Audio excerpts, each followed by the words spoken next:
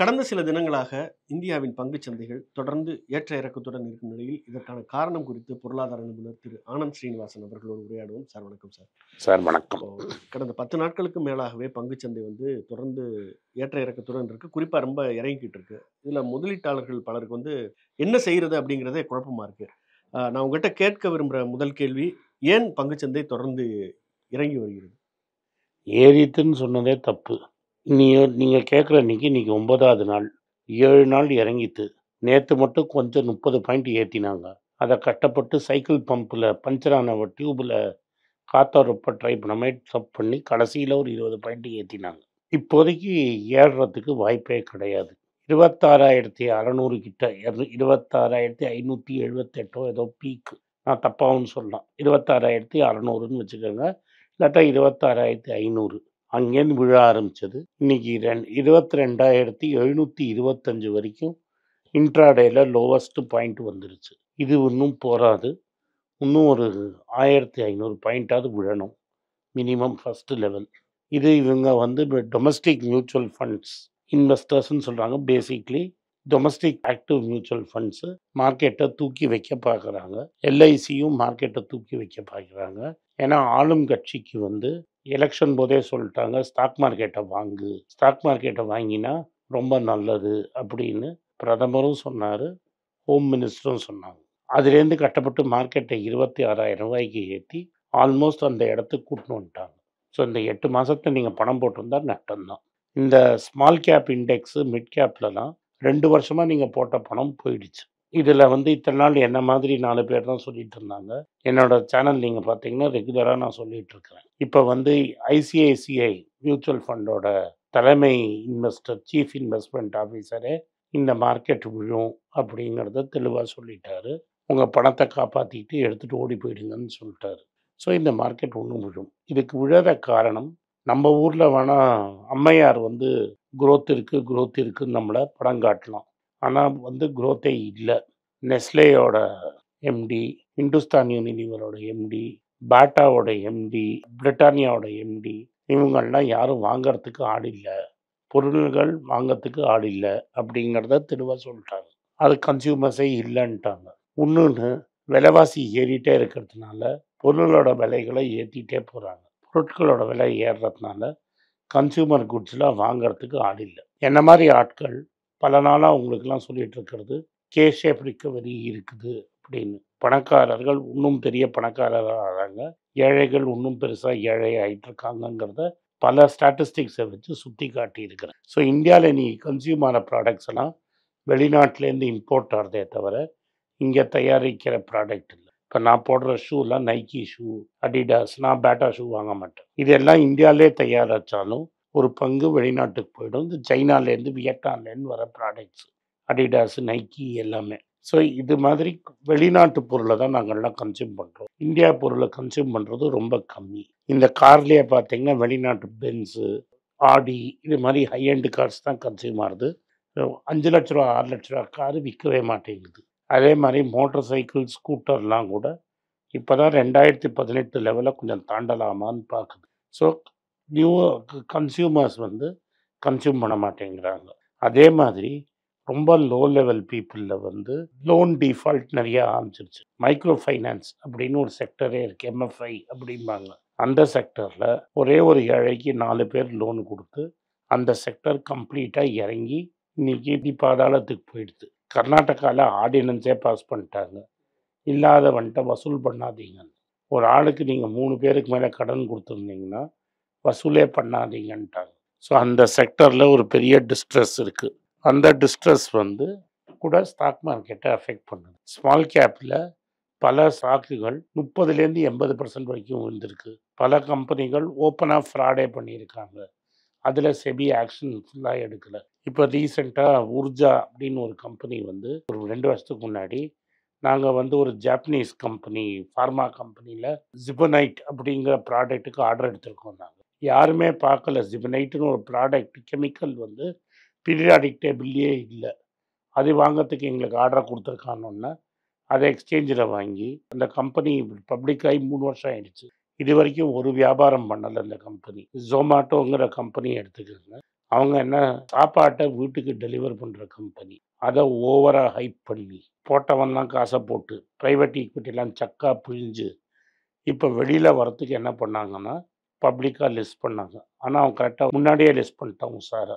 1.5 வருஷத்துக்கு முன்னாடியே லிஸ்ட் பண்ணி பம்ப் அடித்து இந்த டொமஸ்டிக் இன்வெஸ்டரை வச்சு ஒரு வேல்யூவை பயங்கரமாக தூக்கிட்டான். எவ்வளோ தூரம் வேல்யூவை தூக்கிட்டாங்கன்னா ஒரு சமயத்தில் டைட்டன் அப்படின்னு டாட்டாவும் தமிழ்நாடு கவர்மெண்ட் ஆரம்பித்த கம்பெனியும் அதுவும் ஒரே வேல்யூவில் இருக்குது. டைட்டனுங்கிறது இந்தியாவோட number 1 jeweller, number 1 watch maker, பல பிஸ்னஸ்களில் இருக்காங்க. உலகம் ஃபுல்லாக பிஸ்னஸ் பண்ணுற கம்பெனியோட டோட்டல் மார்க்கெட் கேப்பும் வீட்டில் சாப்பாடு டெலிவர் பண்ணுற கம்பெனியும் ஒரே லெவலில் கொண்டு வந்து வச்சுட்டீங்க. அப்போ அது அங்கேருந்து விழணும். அவன் என்ன பண்ணான், அந்த சமயத்தில் இன்னும் 4 பேர் பேசணுங்கிறதுக்காக 10 நிமிஷத்தில் சாமான் டெலிவர் பண்ணுற கம்பெனியை வாங்கிட்டான். இப்போ தான் பப்ளிக் இஷ்யூ போனாங்க 1 வருஷத்துக்கு முன்னாடி. நான் இன்னும் பணத்தை தொலைக்கணும்னு QIP அப்படின்னு பெரிய பெரிய இன்வெஸ்டருக்கு விற்கிறேன்னு சொல்லி 10,000 கோடி விற்றான். அது யாருக்கு போச்சு? திரும்பி உங்கள் மியூச்சுவல் ஃபண்டேன்னு வாங்கிட்டான். அன்னைக்கு விழுந்து அங்கேருந்து 30% கீழே விழுந்து. ஸ்விக்கிக்கும் இனிமேல் ப்ரைவேட் ஈக்விட்டிலேருந்து பணம் வாங்க முடியாதுன்னு பப்ளிக் இஷ்யூ போட்டு அது இன்னும் IPO விலையோட கீழே போயிடுச்சு. இதெல்லாம் எங்கேருந்து பணம் வந்திருந்ததுன்னா அமெரிக்காலேருந்து வெள்ளை பணம் வாங்கி இங்கே ஏதோ பெருசாக ஸ்டார்ட் அப் பண்ணுற மாதிரி படத்தை காமிச்சிட்டு இருந்தாங்க. அமெரிக்காவில் வட்டி விகிதம் ஏறினதுனால 1 வருஷமாக அங்கேருந்து பணம் வருதுன்னு நின்று போச்சு. இவங்க எல்லாமே ஒரு ecosystem, mutual fund, press, media இதெல்லாம் ஒரு ஈகோசிஸ்டமாக இருந்து இது மாதிரி உருவாக்குற ஸ்டாக்கோட ரேட்டெல்லாம் பயங்கரமாக ஏற்றி இப்போ ரீட்டைல் இன்வெஸ்டர் தலையில் கட்டிட்டாங்க. இப்போ அது விழ ஆரம்பிச்சிருக்கு. அதுதான் நடந்துட்டுருக்கு. இப்போ விழுகும்போது கடைசியாக பார்த்தீங்கன்னா ஓலான்னு ஒரு கம்பெனி, அவன் புதுசாக ஒன்று ஒன்றா சொல்கிறான். ரொம்ப நாளாக அவன் டாக்ஸி ஓடுற கம்பெனி, அதே லாபமாக இல்லை. அதை விட்டு நான் ஸ்கூட்டர் பண்ணுறேன்னா, அப்புறம் மோட்டார் சைக்கிள் பண்ணுறேன்னா, நானே கார் பண்ணுறேன்னா, அதுக்கப்புறம் நான் ஆர்டிஃபிஷியல் இன்டெலிஜென்ஸ் பண்ணுறேன்னா, கடைசியில் இப்போ என்னாச்சு, 70 ரூபாய்க்கு ஷேரை போட்டு அதை 150 ரூபா வரைக்கும் கொண்டு போய் இவன் தான் இந்தியாவோட இலான் மஸ்க்குன்னு நீங்கள்லாம் கிளப்பி விட்டீங்க, மீடியாவில் கிளப்பினாங்க. ஸோ எந்த கம்பெனியில் எப்போ இன்வெஸ்ட் பண்ணணும்னு தெரியாமல் இந்த ப்ரெஸ்ஸு, டிவி இதெல்லாம் நம்பி மக்கள் ஏமாந்துட்டாங்கிறது என்னோட கருத்து. சார், பெரிய 26,500 இவ்வளோ கீழே விழுகுதுன்னா நிறைய அளவில் பணத்தை வெளியில் எடுத்திருப்பாங்க. அப்படி பணத்தை வெளியில் எடுத்தவங்க யார் சார்? வெளிநாட்டு இன்வெஸ்டர்ஸ். அந்த வெளிநாட்டு FIIன்னு சொல்லுவோம். இந்த 2 மாதத்துலேயே 1 லட்சம் கோடி எடுத்து, இப்போ நீங்களும் பேசியதில் ஜான்வரியிலேருந்து பிப்ரவரி 15ஆம் தேதி வரைக்கும் 1 லட்சம் கோடி விற்று வெளில எடுத்துகிட்டு போயிருக்காங்க. $12 பில்லியன். அவங்க எடுத்துன்னு போகிறச்ச பணம் வலிக்கக்கூடாதுன்னு RBI என்ன பண்ணுறாங்கன்னா, ரூபாயின் மதிப்பு சரியாக ஆரம்பிச்சிருச்சு. ஒரு சமயத்தில் 88 ரூபாய்க்கு போயிடுச்சு. அப்போ நம்மளோட பிரதமரோட மானம் பங்கம் ஆகிடும்னு RBI உள்ளே பூந்து 2 நாளில் $12 பில்லியன் விற்று அது 86 ரூபா 70 பைசா வரைக்கும் கொண்டு வந்து அவன் சந்தோஷமாக பணத்தை வெளில எடுத்துகிட்டு போகிறான்.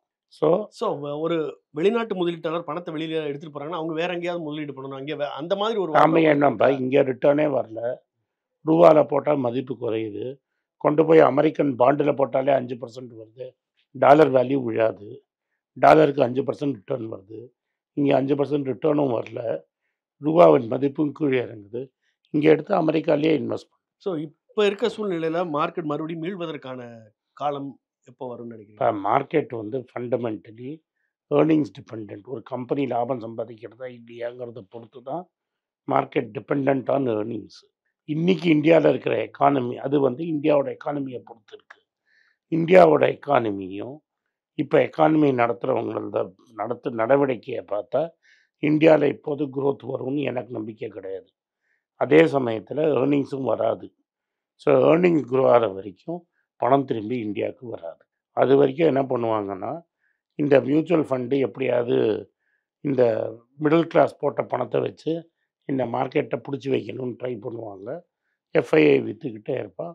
கொஞ்சம் கொஞ்சமாக மார்க்கெட் குறையும், ரூபாவோட மதிப்பு குறையும், தங்கத்தின் வேல்யூ ஏறும்.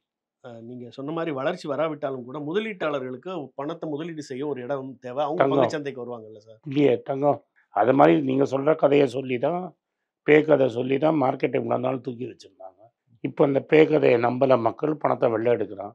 அந்த கதையை சொன்ன பெரிய தலைவர் தான் மியூச்சுவல் ஃபண்டு கம்பெனியில் ஒரு ICICI தான் இந்தியாவில் இருக்கிறதுலேயே பெரிய மியூச்சுவல் ஃபண்டு ஐசிஐசிஐ. அதோட சீஃப் இன்வெஸ்ட்மெண்ட் ஆஃபீஸரே பணத்தை எடுத்துருன்ட்டார். இன்னும் என்ன, பலூனில் காற்று போகுது, எடுத்துருங்க. ஸ்மால் கேப் மிட் கேப்லேன்னு பணத்தை எடுத்து சேஃப்டி பண்ணிக்கங்கன்னு அவரே சொல்லிட்டாரு. இன்னும் என்ன வேணும் உங்களுக்கு? நீங்கள் பணம் போட்டால் நஷ்டம் ஆகும்னு அவரே சொல்லிட்டார்ல. சார், அப்போ பங்குச்சந்தையில் நீண்ட காலமாக முதலீடு செய்ய விரும்பக்கூடியவங்களுக்கு இப்போ இருக்க வாய்ப்பு என்ன? பங்குச்சந்தையில் தான் போடணும் அப்படின்னு நீங்கள் நினச்சிங்கன்னா, நிஃப்டி இண்டெக்ஸ் ஃபண்டை வாங்கிட்டு 10 வருஷம் தூங்கினீங்கன்னா நல்ல ரிட்டர்ன் வரும். இல்லாட்டா ஒரு நல்ல அட்வைசரை பார்த்து நீங்களே படித்து எந்த ஸ்டாக்கை வாங்கலான்னு அனலைஸ் பண்ணி சீப்பாக ஸ்டாக்கை வாங்கினீங்கன்னா ஒரு 5 வருஷம் சும்மா இருந்தீங்கன்னா காசு பண்ணுவீங்க. ஆனால் இன்றைக்கே காசை போட்டு அடுத்த வருஷமே பணம் ஒன்றா வராது. தமிழில் எங்கள் அம்மாலாம் ஒரு பழமொழியை சொல்லுவாங்க, குழந்தை பிறக்கலைன்னா கோவிலில் போய் அரச மரத்தை சுற்ற சொல்லுவாங்க. அரச மரத்தை சுற்றி வயத்தை தடவினா குழந்தை பிறக்காது. குழந்தை பிறக்க 10 மாதம் ஆகும். அது மாதிரி இங்கே 3லேருந்து 5 வருஷம் ஆகும். அப்போ தான் ரிசல்ட் வரும். இப்போதைக்கு ரிசல்ட் வராது. தொடர்ந்து இந்த பரஸ்பர நிதியை பற்றி நீங்கள் பேசிகிட்டு இருக்கீங்க சார். அதில் வந்து இருக்க பணத்தை வந்து அவங்க இதில் பங்குச்சந்தையில் தவறாக முதலீடு செய்கிறாங்க. நான் தவறு ரைட்டு, சட்டப்படி செய்கிறாங்க. அவங்க அனாலிசிஸ் தப்புன்னு நான் சொல்கிறேன். அவங்க இல்லீகலாக தவறுனா இல்லீகல். அவங்க லீகலாக தான் செய்கிறாங்க. நீங்கள் பணத்தை கொடுக்குறீங்க, பணத்தை வச்சு அவன் மங்காத்தாடுறான். அப்போ ஒரு சாதாரண முதலீட்டாளர் பரஸ்பர நிதியை தேர்வு செய்யும்போது எந்த அடிப்படையில் தேர்வு செய்கிறது? அந்த மேனேஜர் எப்படின்னா நம்மளால் பார்க்க முடியாது. உங்களுக்கு மியூச்சுவல் ஃபண்டு வேணும்னா பாசிவ் மியூச்சுவல் ஃபண்ட். இப்போ நிஃப்டி 50னா இந்த 50 கம்பெனியில் தான் இன்வெஸ்ட் பண்ண முடியும்னு ரூலு. அதில் போட்டிங்கன்னா ஃபீஸும் கம்மி, மேனேஜருக்கும் ரோல் கிடையாது. 10 வருஷத்துக்கு சும்மா இருந்தீங்கன்னா நல்ல ரிட்டர்ன் வரும். ஆனால் அந்த 10 வருஷமும் மாதம் நீங்கள் போட்டுகிட்டே இருக்கணும். இந்த மாதிரி ஒரு ரொம்ப கடினமான சூழல், முதலீட்டாளர்களுக்கு ரொம்ப கடினமான சூழலில் வேறு வாய்ப்புகள் என்ன இருக்குது முதலீடு செய்வதற்கு? ஃபஸ்ட்டு இது கடினமான சூழல் இல்லை. கடினமான சூழல் இல்லை, இன்னுமே வரப்போகிறது தான் கடினமான சூழல். ஏன்னா இப்போ தான் ட்ரம்ப்பு குரங்கு கையில் பூ மாலை கொடுத்த மாதிரி இப்போ ஒரு 30 நாளாக தான் ட்ரம்ப் இருக்கார். ஜான்வரி 28 தான் ட்ரம்ப் வந்திருக்காரு. இன்னும் பிப்ரவரி 28 வரல. அப்புறம் ட்ரம்ப் என்னெல்லாம் பண்ணுவாருன்னு இனிமேல் தான் பார்க்கணும். நம்ம என்ன பிடிக்காதவங்க பக்த கோடிகள் சில பேர் இருக்காங்க. அவங்க வந்து ஆதிசங்கரோட கோட்டேஷன் அவங்களுக்கு ஞாபகப்படுத்துகிறேன். ஹியூமன் மைண்டை பற்றி ஆதிசங்கரர் வந்து விவேக சூடாமணி அப்படிங்கிற ஒரு புஸ்தகத்தில் எழுதியிருக்காரு. இந்த ஹியூமன் மைண்ட் எப்படின்னா குரங்கு மாதிரி மட்டும் இருக்காது. கல் குடித்த குரங்கு என்னெல்லாம் செய்யுமோ அது செய்யும். தேள் கொட்டின குரங்கு தேள் கொட்டி, கல்லும் குடித்த குரங்கு எப்படியெல்லாம் பாயுமோ அப்படியெல்லாம் மனசு பாயும் அப்படின்னு எல்லார் மனசை பற்றியும் ஆதிசங்கரர் விவேக சூடாமணியில் சொல்லியிருக்கிறார். ட்ரம்ப்போட மூடு எப்படியெல்லாம் வேலை செய்யுமோ அது அப்படியெல்லாம் நம்ம மார்க்கெட் மேலேயும் போகும், கீழேயும் போகும், கீழே போயிட்டே இருக்கும். சார், அப்போ அமெரிக்காவில் எடுக்கக்கூடிய முடிவுகள் இந்திய பங்குச்சந்தையை வந்து ஏன் இவ்வளோ மோசமாக பாதிக்குது? ஏன்னா இந்தியாவுக்கு ஒரே ட்ரேட் சர்ப்ளஸ் நேஷன் இருக்குது. நம்ம ஏற்றுமதி செய்கிறோம், இறக்குமதி செய்கிறோம். சைனாலேருந்து நம்ம ஏற்றுமதி இறக்குமதியில் 1,00,000 கோடி நம்மளுக்கு நஷ்டம். அதான் நம்ம ஜாஸ்தி 1,00,000 கோடி. நம்ம ஜாஸ்தி ஏற்றுமதி செஞ்சு கம்மியாக இறக்குமதி செய்கிற ஒரே ஊர் அமெரிக்கா. அதை அவர் எண்ட் பண்ணுறேன்னு சொல்கிறதுனால உங்களுக்கு டெஃபினட்டாக அஃபெக்ட் ஆகும். இப்போ பங்குச்சந்தை முதலீட்டாளர்கள் நீங்கள் சொன்ன மாதிரி ஒரு பாதுகாப்பான பரஸ்பர நிதியை பார்த்து செய்யலாம். இல்லை நான் நேரடியாக பங்குகளை தான் வாங்குவேன் அப்படின்னா அதை எப்படி பண்ணுறது? நிறைய புஸ்தகம் படிக்கணும். ஒரு நாளைக்கு 100 பேஜாவது படிக்கணும்.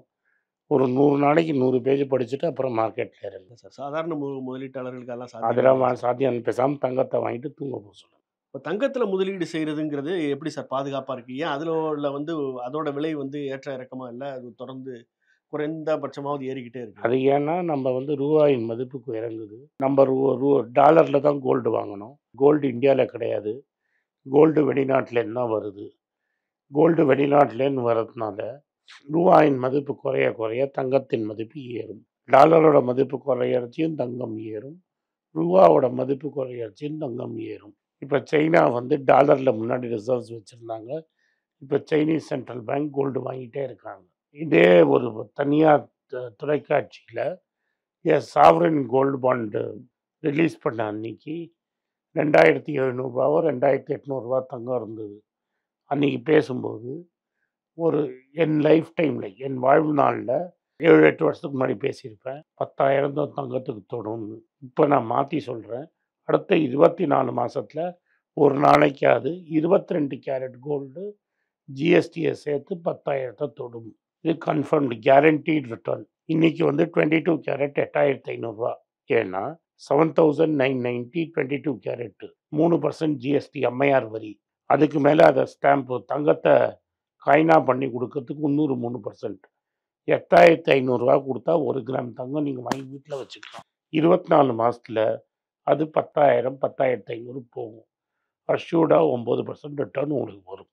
தங்கத்தை வாங்கும்போது எல்லாருக்கும் இருக்க கேள்வி, நகையாக வாங்கலாமா அல்லது காசாக வாங்கலாமா அல்லது இடிஎஃப்ஆ வாங்கலாமா அப்படிங்கிற கேள்வி. நீங்கள் எது வேணால் வாங்கிக்கலாம். கோல்டு பீஸாவும் வாங்கிக்கோங்க, இல்லை காயினாக வாங்கிக்கோங்க, இல்லை நகையாக வாங்கிக்கோங்க. காயினா நகையாக வாங்கினீங்கன்னா நாளைக்கு ஆத்திர அவசரம்னா நீங்கள் போய் பேங்க்கில் வைக்க முடியும். இடிஎஃப்ஆ வாங்கினீங்கன்னா ஆத்திர அவசரத்துக்கு வைக்க முடியாது. பல இதில் வந்து 24 கேரட் தங்கத்தை விற்கிறாங்க சார். 24 கேரட் தங்கத்தை வாங்குறது சரியா சார்? நீங்கள் எப்படி வேணால் வாங்கிக்கோங்க. 22 வாங்கிக்கோங்க, 24 வாங்கிக்கோங்க. 24 கேரட்டுக்கு லோன் பேங்க்கில் கொடுப்பானான்னு எனக்கு தெரியாது. 10 வருஷத்துக்கு முன்னாடி கொடுக்கல, இப்போ எனக்கு தெரியாது. பட் நீங்கள் எப்படி வாங்கினாலும் அது ஒரு பெரிய உங்களுக்கு ஒரு பெரிய அட்வான்டேஜ் தான். ஒரு டிஸ்அட்வான்டேஜாக நான் பார்க்கல. சார், நம்ம தொடர்ந்து செய்திகளில் பார்க்குறது வந்து டாலரோட மதிப்பு வந்து உயர்ந்துக்கிட்டே வருது, இந்திய ரூபாய் வீழ்ச்சி அடைஞ்சிக்கிட்டே வருது அப்படின்னு. அப்போ இந்த முதலீட்டாளர்கள் சிலர் என்ன சொல்கிறாங்கன்னா, நம்ம டாலரில் முதலீடு பண்ணலாமா அப்படிங்கிற ஒரு கேள்வியை கேட்குறாங்க. ஆனால் அந்த டாலருக்கு நீங்கள் வெளில எடுத்துன்னு போனீங்கன்னா அம்மையார் 5% டேக்ஸ் பிடிக்கிடுவாங்க. இல்லை சார், இது புரியல, கொஞ்சம் விளக்கமாக. இது வந்து வாஜ்பாய் காலத்துலேயும் மன்மோகன் சிங் காலத்துலேயும் ஒரு வருஷத்துக்கு ஒரு இந்தியன் $250,000 எடுத்துகிட்டு போகலாம். அதுக்கு ஒன்றும் டேக்ஸ் கிடையாது. அதை நீங்கள் வெளிநாட்டில் வச்சிங்கன்னா டாலராக வச்சுக்கலாம். இப்போ அம்மையார் என்ன சொல்கிறாங்க, பேங்க்கில் ஆல்ரெடி நான் டேக்ஸ் கட்டின பணத்தை உள்ளே வச்சுருந்தேன்னா வெளில எடுத்துன்னு போனோன்னா 5% டேக்ஸ் கட்டுங்கிறாங்க. இது மாதிரி நீங்கள் பண்ணக்கூடாதுங்கிறது. வெளில பணத்தை அனுப்பறிச்சே 5% எக்ஸ்ட்ரா டேக்ஸ் போடுறாங்க. அதுக்கப்புறம் உங்கள் இன்கம் டேக்ஸில் அதை அட்ஜஸ்ட் பண்ணுறேன். நாங்கள் ஆல்ரெடி நான் வரி கட்டின பணத்தில் எதுக்கு திரும்பி வரி கட்டணும்? சிம்பிளாக மார்க்கெட்டில் பணத்தை வெளில எடுத்துன்னு போகாதீங்க. வெளிநாட்டு முதலீட்டாளரே எடுத்துகிட்டு போகிறாங்க, அதே எங்களுக்கு வலிக்குது. நாங்கள் டாலராக ஆர்பிஐலேருந்து விற்கிறோம், அதனால் தயவு செஞ்சு நீங்கள் எடுத்துகிட்டு போகாதீங்கன்னு உங்கள் மேலே ஒரு டேக்ஸை போட்டிருக்காங்க. இல்லை சார், இவங்க கேட்குறது நம்ம இந்த ஃபாரெக்ஸ் நிறுவனங்களில் போய் அதே ஃபாரெக்ஸ் நிறுவனத்தை எப்படி வாங்குவீங்க? உங்கள் பாஸ்போர்ட்டை காமிச்சிங்கன்னா 5% டேக்ஸ் போட்டுருவாங்க. ஸோ அது வந்து முதலீட்டாளர்கள் லாபமாக இருக்க வாய்ப்பு. உங்களுக்கு வெளிநாட்டில் போய் அந்த பணத்தை நீங்கள் அங்கே இருக்கிற அமெரிக்கன் ஜாப்பனீஸ் ஸ்டாக் மார்க்கெட்டில் இன்வெஸ்ட் பண்ணிங்கன்னா உங்களுக்கு லாபகரமாக வரும். இப்படியான ரொம்ப சிக்கலான ஒரு சூழலில் ஒரு எளிய முதலீட்டாளர்களுக்கு, ரொம்ப குறைவான தொகையில் பண்ணக்கூடிய முதலீட்டாளருக்கு நீங்கள் சொல்கிற அறிவுரை என்ன? நேராக தங்கத்தை வாங்குங்க, படுத்து நிம்மதியாக தூங்குங்க, 2 வருஷம் பார்க்கலாம். நான் கேட்குற முதலீட்டாளர் பங்குச்சந்தையில் முதலீடு பண்ணணும்னு நினைக்கிற முதலீட்டாளர். அப்போ நீங்கள் வந்து இன்றைக்கி போட்டிங்கன்னா நாளைக்கு விலை இறங்கும், அதை தாங்குகிற சக்தி உங்களுக்கு இருக்கணும். விலை இறங்கி நான் இப்போ நீங்கள் பெரிய டாடா கம்பெனி ஷேரு இன்றைக்கி வாங்கினா நாளைக்கு விலை இறங்கும், ஐயோன்னு அழாமல் இருக்கணும். 100 ரூபா ஷேர் 50 ரூபா பார்த்தாலும் நீங்கள் அழாமல் இருந்தீங்கன்னா நீங்கள் பங்குச்சந்தைக்கு வரலாம். நான் 100 ரூபா போட்டிருக்கேன், அது நான் 80 ரூபாய்க்கு கூட பார்க்க மாட்டேன்னு நீங்கள் நினச்சிங்கன்னா பங்கு சந்தைக்கு வராதீங்க. பெரிய கம்பெனி டாடா மோட்டார் 1075 ரூபாயில் இருந்தது. அந்த ஸ்டாக்கை 2014 400 ரூபாயில் நான் பார்த்துருக்கேன். பெரிய கம்பெனி, ஆனஸ்ட் கம்பெனி 400லேருந்து 70 ரூபாய்க்கு இறங்கிச்சு, 70லேருந்து 1000 ரூபாய்க்கு போச்சு. நீங்கள் வாங்கினா உங்களுக்கு தேவையில்லாமல் தூங்காமல் பிளட் ப்ரெஷர் தான் வரும். அதனால் இதெல்லாம் பண்ணாமல் ஒரு சாதாரண முதலீட்டாளர் நீங்கள் பேசாமல் கோல்டில் போட்டுட்டு படுத்து தூங்கி இழுத்து போற்றி தூங்கலாம். டென்ஷனே இருக்காது. ரொம்ப நன்றி சார். தேங்க்யூ. வணக்கம், இது ஆனந்த் ஸ்ரீனிவாசன். இது என்னோட பர்சனல் சேனல். மணி பேச்சுக்கு தனியாக ஒரு சேனல் இருக்குது, அது டெலிகிராஃப் சேனல். இது என்னோட பர்சனல் சேனல். நான் என்ன நினைக்கிறேன், நான் வந்து தத்துவ பேச்சை பற்றி என்ன பேசுகிறேன், நான் வந்து பொருளாதாரத்தை பற்றி என்ன நினைக்கிறேன், ஜென்ரல் பொருளாதாரத்தை பற்றி நினைக்கிறேன், என் ஐடியாலஜியை பற்றி நான் என்ன நினைக்கிறேன், என்னோடய ஃபிலாசபி, என்னோட நம்பிக்கை, ரமண மகரிஷி, சார்லி மங்கர் பற்றிலாம் என்ன நினைக்கிறேன்னு இதில் பேசுவேன். இதில் வீடியோ அப்டேட் அப்பப்போ வரும். நீங்கள் சப்ஸ்கிரைப் பண்ணிங்கன்னா என்ன நீங்கள் பர்சனலாக ஃபாலோ பண்ணுறீங்க. இது மணி பேச்சு இல்லை, இது இன்வெஸ்ட்மெண்ட் இல்லை.